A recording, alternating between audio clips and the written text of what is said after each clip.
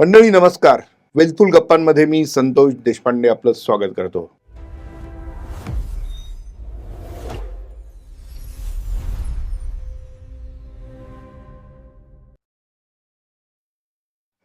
जगभरात आग पसरलेली आहे युद्धाची आणि तरी आम्ही म्हणतोय गुंतवणूक करा.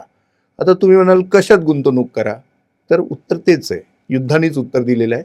ते म्हणजे डिफेन्स हे एक असं क्षेत्र आहे की जो गुंतवणुकीचा उत्तम मार्ग असू शकतो. तो नेमका कसा ते आज आपण पाहणार आहोत आणि त्यासाठी मी करतो आहे आपले मार्गदर्शक संदीप भूशेट्टी सरांना. सर नमस्कार. नमस्कार. सोन्यावरती बोललेलो आहोत आपण.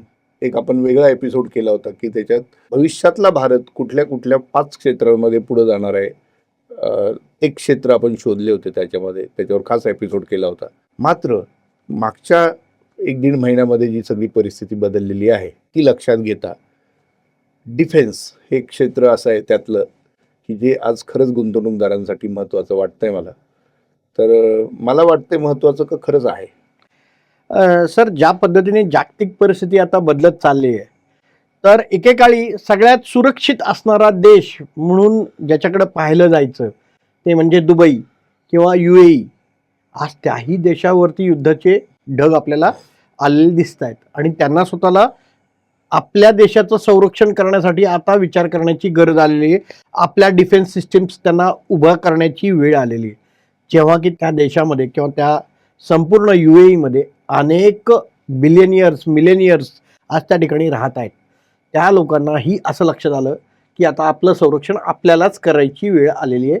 त्यासाठी आपण केवळ सोन्याची विमानं, सोन्याच्या गाड्या, सोन्याची घरं बनवून उपयोग नाही, तर आपल्याला रणगाडे सुद्धा बनवावे लागणार आहेत, विमानं सुद्धा घ्यावी लागणार आहेत.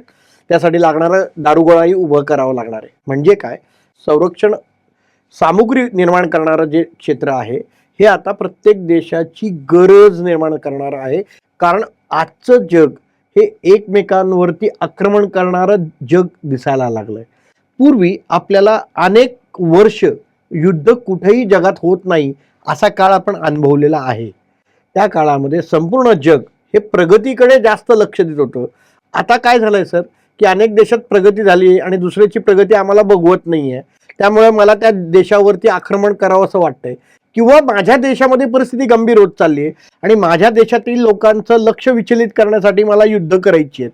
ह्यामुळे मी अनेक देशांवरती आक्रमण करत चाललोय. हे मी भारताचं नाही म्हणते, पण इतर देशांचा हा स्वभाव बनत चाललेला आहे. त्यामुळे अगदी छोटा देश असणारा श्रीलंका, किंबहुना आपल्या भारताच्या डोक्यावर असणारा अत्यंत छोटा देश भूतान, यालाही आता चिंता पडलेली आहे की आपल्या देशाचं संरक्षण करणार कोण. जेव्हा की आपण भूतानला आपण संरक्षण देतो भारत म्हणून, पण तरी सुद्धा त्यांना सुद्धा असं जाणवा लागलंय की उद्या जर चीननी आक्रमण केलं किंवा उद्या जर पाकिस्ताननी भूतानवर आक्रमण केलं तर त्या देशाचं संरक्षण कसं केलं जाईल. म्हणजे काय, हे क्षेत्र आता प्रत्येक देशासाठी महत्त्वाचं ठरत चाललंय. कारण आता कोणालाच खात्री नाहीये की कोणता देश कोणावर आक्रमण करेल.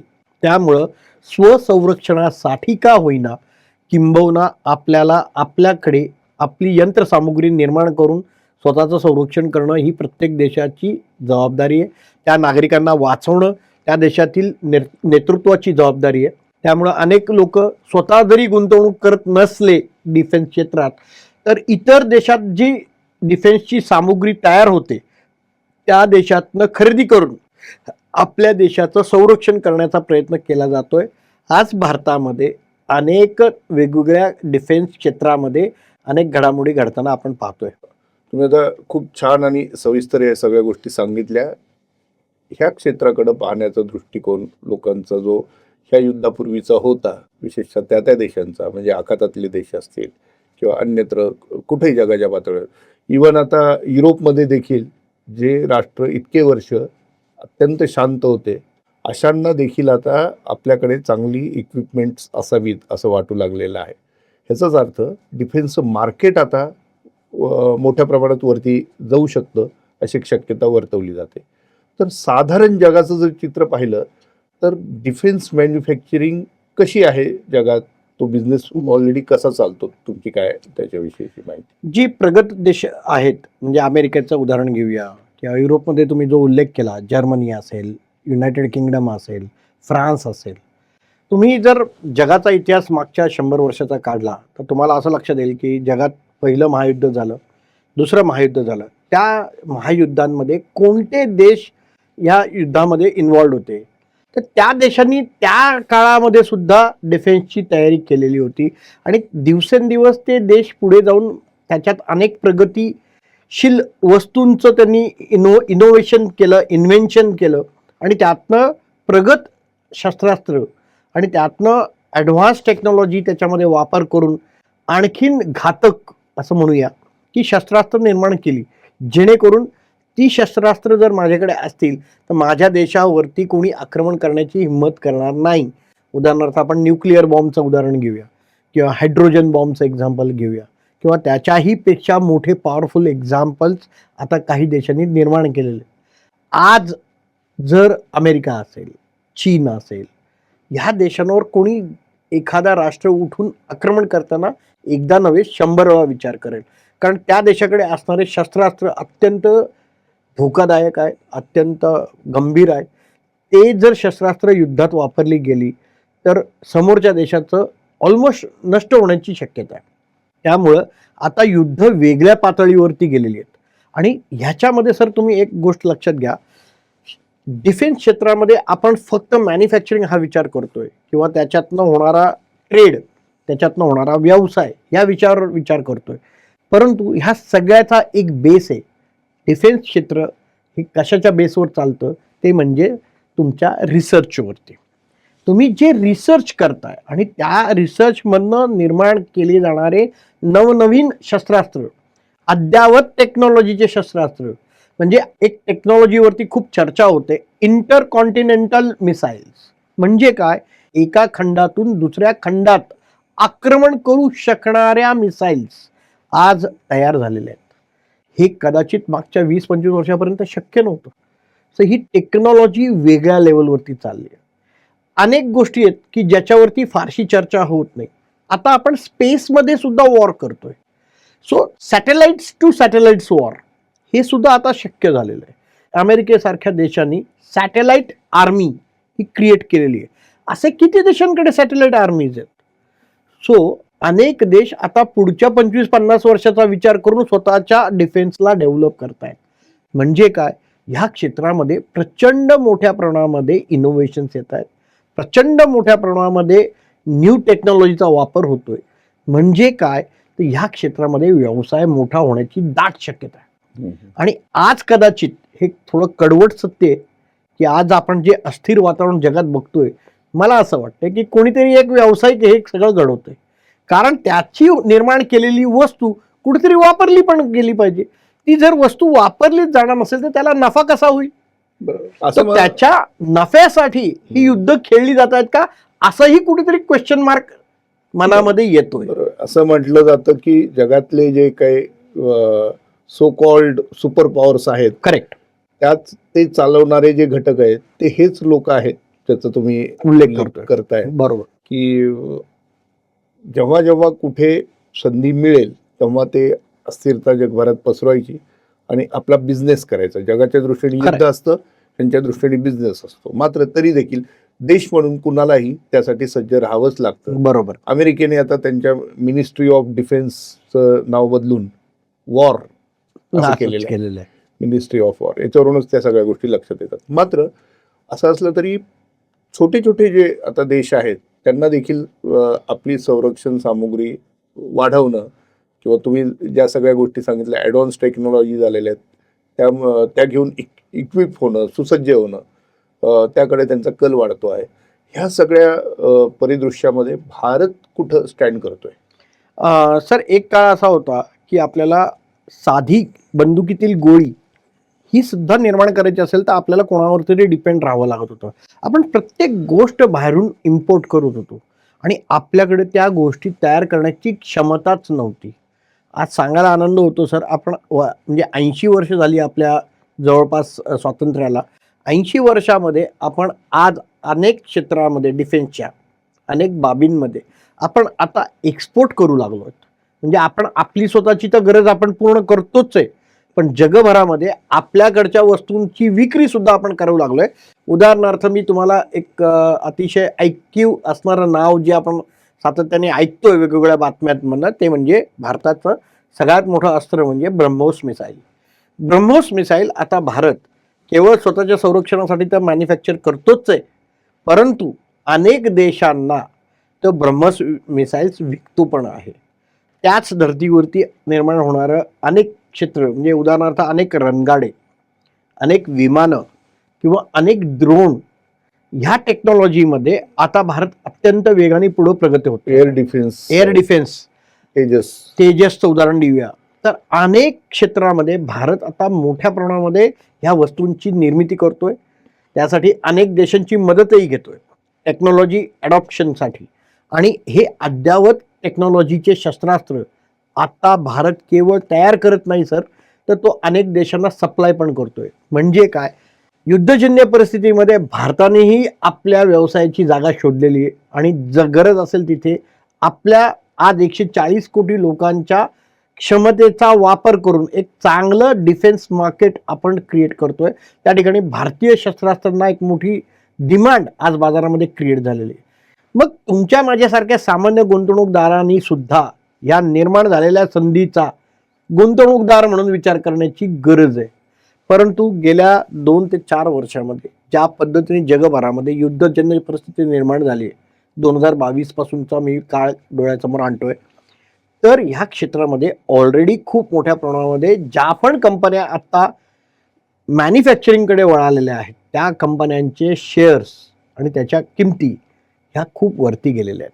म्हणजे आज डिफेन्स क्षेत्रामध्ये जर गुंतवणूक करण्याचा विचार कोणता गुंतवणूकदार करत असेल, तर माझा असा सल्ला आहे की केवळ युद्ध जगभरात चालू आहेत म्हणून आज आपण डिफेन्स क्षेत्रात गुंतवणूक करू, तर माझं असं मत आहे की एकरकमी गुंतवणूक कदाचित करू नका, परंतु टप्प्याटप्प्याने म्हणजे आम्ही त्याला SIP या माध्यमातून तुम्ही जर डिफेन्स क्षेत्रात दीर्घकालीन विचार करून जर गुंतवणूक करण्याचा विचार करत असाल तर ही वेळ नक्कीच चांगली आहे. कारण अजूनही पुढचे काही वर्ष जग शांत होईल किंवा स्थिर स्थावर होईल, कुठेच जगाच्या कोपऱ्यावरती युद्ध चालू राहणार नाही असं चित्र आत्ता तरी दिसत नाही.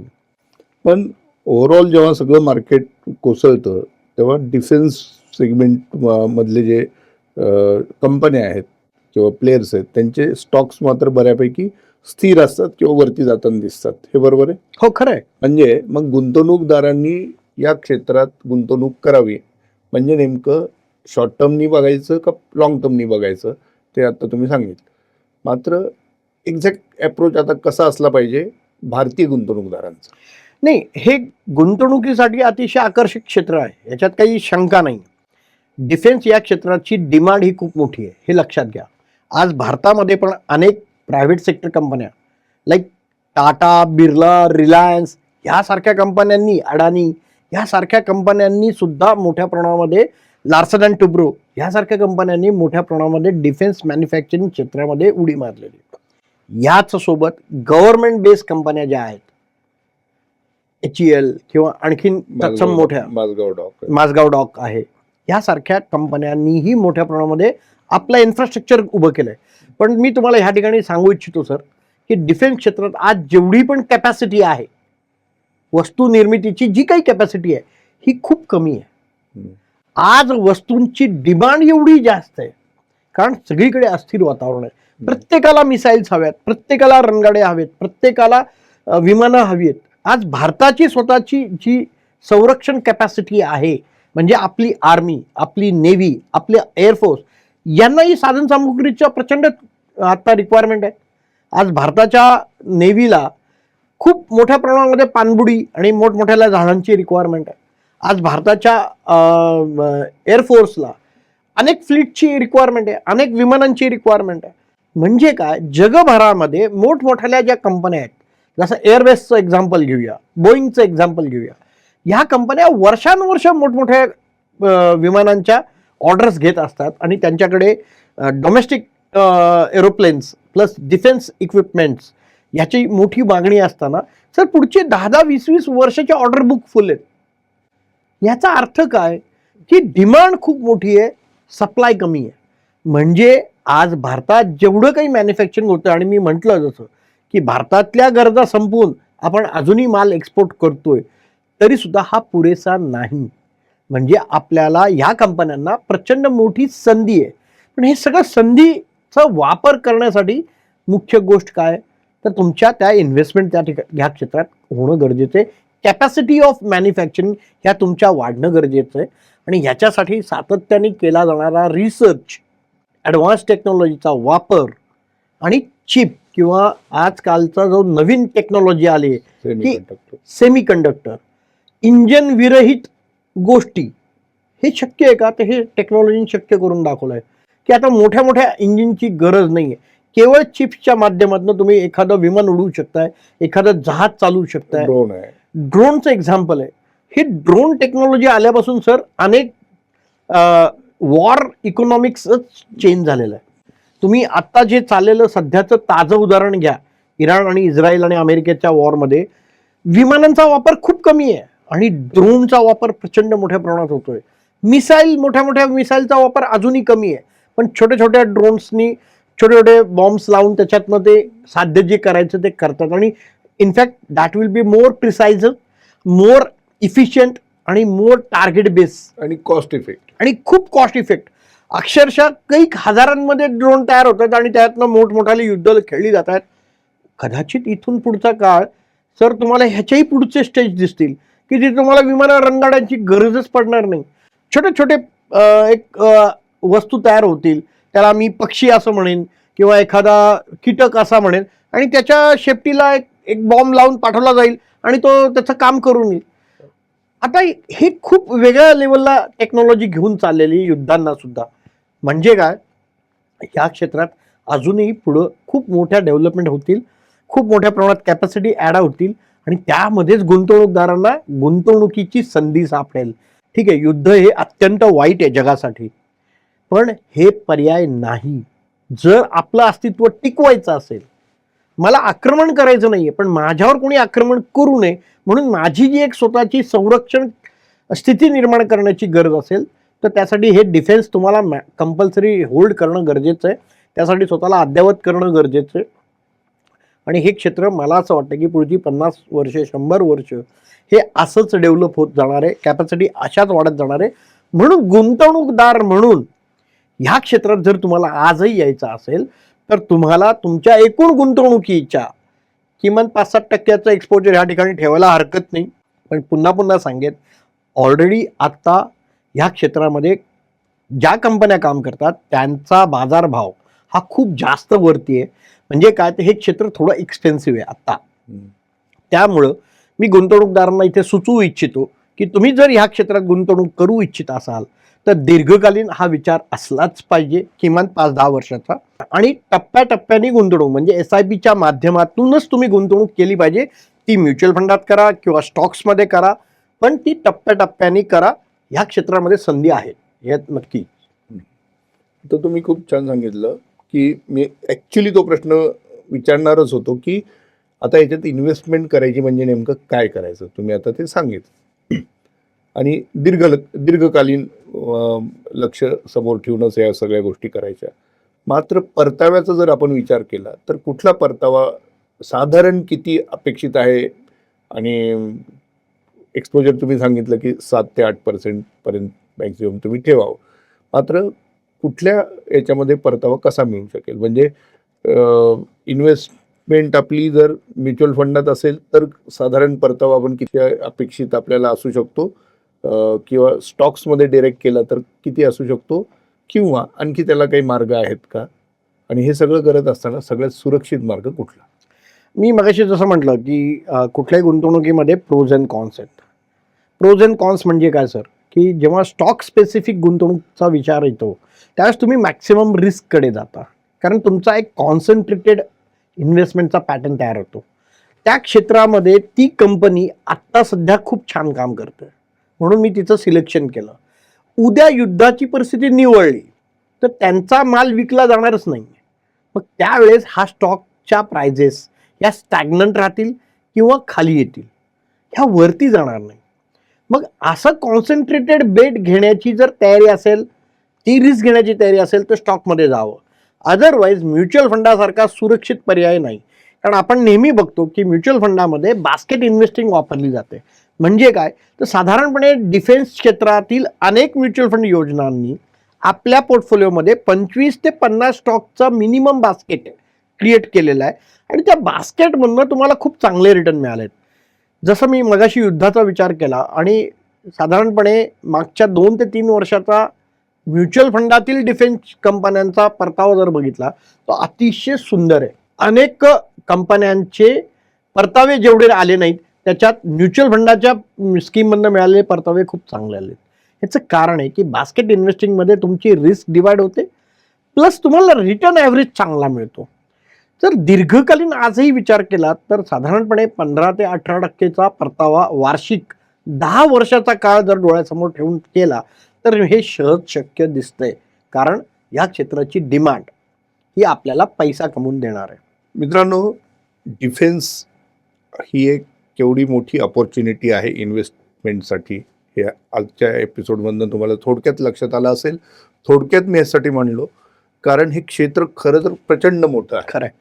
आणि त्याच्यात प्रत्येक गोष्टी बोलता येईल, प्रत्येकाचा स्वतंत्र एपिसोड करता होय, येईल, होय. इतकं ते क्षेत्र मोठं आहे. तरी देखील एक ॲज अ लेमॅन किंवा एक कॉमन सर्वसामान्य माणसाला ह्या सगळ्या गोष्टींचं थोडंसं नॉलेज यायला हवं, माहीत व्हायला हवी ही गोष्ट, म्हणून हा आजचा एपिसोड आहे. आणि त्यात संदीप सरांनी ओव्हरऑल जगभरात काय चालू आहे इथपासून ते भारतामध्ये हे क्षेत्र कशा पद्धतीने आता पुढे जात आहे इथपर्यंत सगळा त्यांनी वेध घेतला त्यांच्या बोलण्यातनं. आणि भविष्यात मला असं वाटतं की डिफेन्समधली गुंतवणूक आपल्याला आकर्षित करतेच आहे, मात्र ती कशी करायला पाहिजे ते सांगणारा आजचा एपिसोड होता. सर, तुम्ही खूप छान ह्या सगळ्या गोष्टींचा उलगडा करून दिला. तुम्हाला आणखी काही प्रश्न असतील, कदाचित मी एखादी गोष्ट मिस केली असेल की जे तुमच्या मनात असतील, असे प्रश्न तुम्ही जरूर विचारा. पुढच्या एपिसोडमध्ये मी त्याची उत्तरं घ्यायचा सरांकडनं प्रयत्न करेन. नक्की. धन्यवाद. धन्यवाद.